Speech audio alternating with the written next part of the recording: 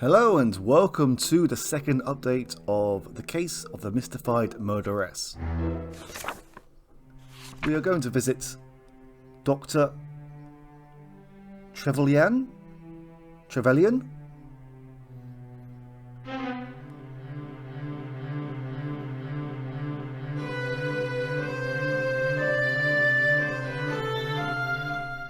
Doctor, we understand that you dined with Frances Nolan on the evening of July 1st. Yes, that is correct. We dine every Sunday. Her sister Loretta has been under my care for some 10 years. First at the Mesmer Braid Institute and then in private practice. Without breaching physician-patient protocol, would you mind telling us the nature of her illness? She never quite recovered from the overwhelming trauma of watching her parents being blown to bits. I quite understand. As is often the case with young orphans, they tend to create fantasies about their parents. Miss Loretta Nolan truly believes that her father was the King of England, making her a princess. Do you think her unconventional behavior stems from that fantasy? Absolutely. As a princess, she believes she can do no wrong. I must say that she's worlds apart from her sister Frances. Do you know Frances Nolan well? Yes, rather. Through my treatment of her sister, I've known her for years. Let me say that it is difficult to believe that Miss Frances is capable of murder. She has a quiet, unassuming personality. An act of such direct confrontation would not be at all in keeping with her character. Were Loretta and Frances close? I know without a doubt that Miss Frances loves and cares for her sister almost as a parent would a child.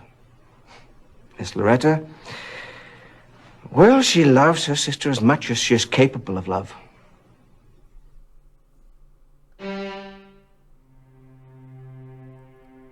We will now visit Hiram Davenport.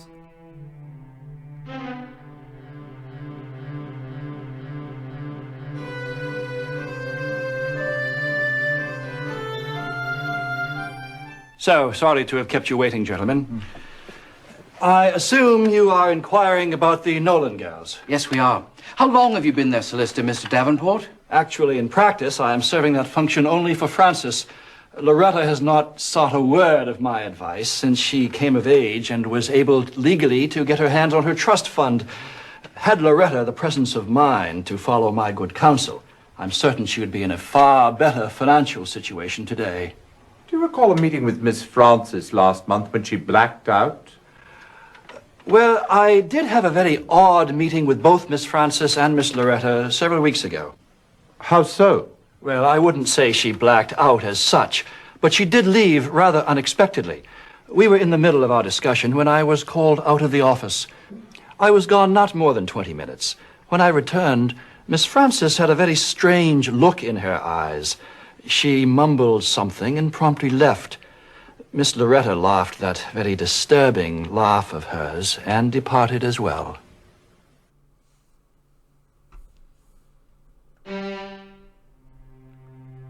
Okay.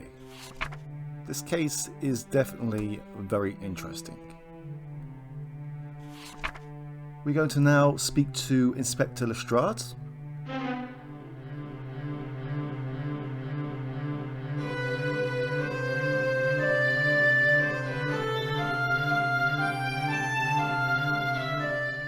Why even trouble yourself with this one, Holmes? You believe Frances Nolan to be guilty? Guilty as a cat would swallow a canary. And on what do you base that brilliant deduction? Look, Frances Nolan claims not to have known that Clarendon was residing at Halliday's. Yet she proceeded directly to his room where she shot the bloke. She claims not to have owned a gun. Yet the gun found in her hand was purchased at S. Goff and the receipt had her name on it, for Christ's sake. No, that little lady will never see the light of day again.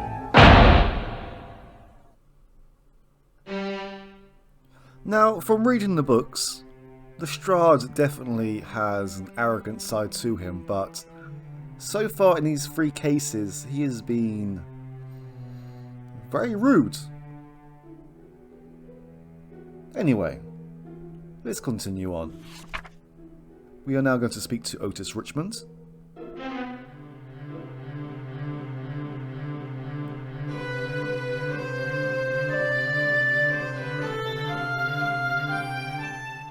At first I thought it must have been one of the servants. After all, there was no sign of a search, and nothing else was disturbed. Did you question them? Thoroughly, but none of them would admit a thing. It really wasn't until Hardinge and Bessie Dearth were robbed, and the newspapers referred to us as victims of the society burglar, that I was certain it wasn't any of my staff. By the way, can you recommend a good housekeeper and valet?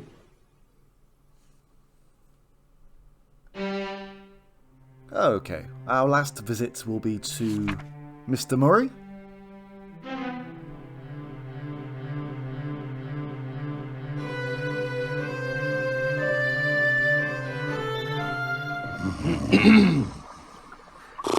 I say, excuse me, Dr. Murray. Hello, what? Oh, my, I must have dozed off. Ah, it's you, Whitson. And what are you doing with yourself this afternoon? Or is it evening already? Have I missed my tea? It's Watson, sir. We're looking into the Clarendon case, and we were wondering... Clarendon! Ah, I just finished that report when I dozed off. Let me see. Number 301, I believe. Ah, yes. Here it is. Number 103. Clarendon, Guy. Not much, I'm afraid. A hole in the shirt where a small caliber bullet passed into the body. Extensive blood stains. Powder burns indicating a close-range shot. Ah, here's something interesting. On the lower part of the shirt, I found traces of alcohol. Wine, to be exact. Now, I have a good nose for this sort of thing, and I believe it to be an inferior quality Italian red.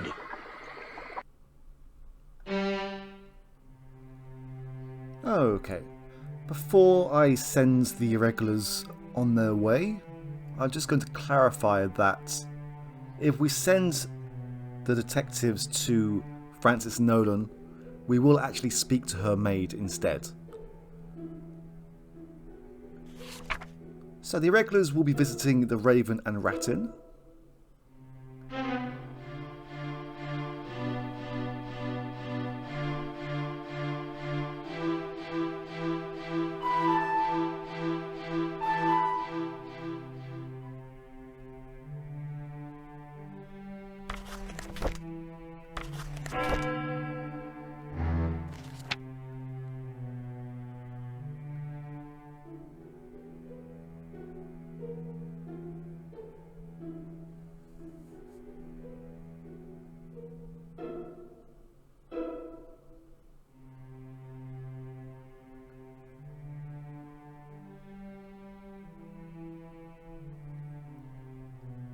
We have revealed a few more names, so we do have some more leads to explore.